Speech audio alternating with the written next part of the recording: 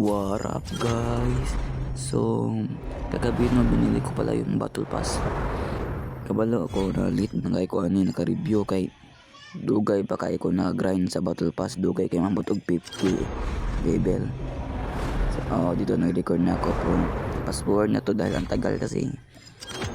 Antayin nyo to dahil i-rate ko yung mga nabili ko na battle pass kung maganda ba o hindi. Rate ko to 1 to 10.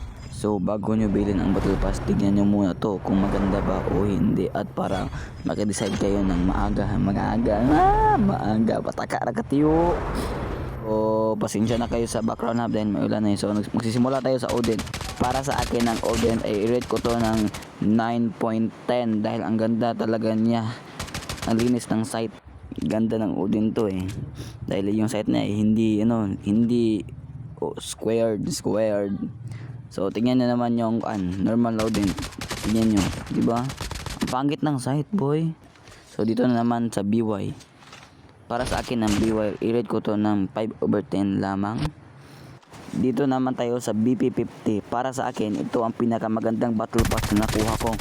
Tingnan niyo naman yung iron sight, oh. I-rate ko to ng 9.5 dahil ang stable talaga niya. Tingnan niyo, boom, walang recoil. Oh, it's no recoil. Dito naman tayo sa SMG. Hindi ko alam kung anong tawag itong armas na to, pero para sa akin ang pangit. Tingnan nyo, parang basic lang siya, parang camo lang. Itong skin na to, i-rate ko to ng 7.10 dahil ang liit niya, ang ganda niyang tingnan. Pero hindi ko type yung color niya. At dito naman sa astronaut na to, so para sa akin 7/10 pa rin dahil ang liit niya at ang ganda. Yep, very nice siya, nice. At dito naman tayo sa pinakamalaking skin. Bakit may ganto na battle pass? Grabe. Ano to? Ba't may dalang backpack? Yeah, backpack, bat. So 5/10 ang laki niya. So dito, itong skin na to, grabe, ang laki ng muscle niya. At ang gaan niyang dalhin. So yeah, nice po ito. 7/10. Tignan niyo yung basic guys. Boom.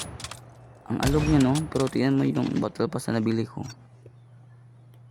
Hindi yung alog. So rate ko to 7.10. Wow, ganda.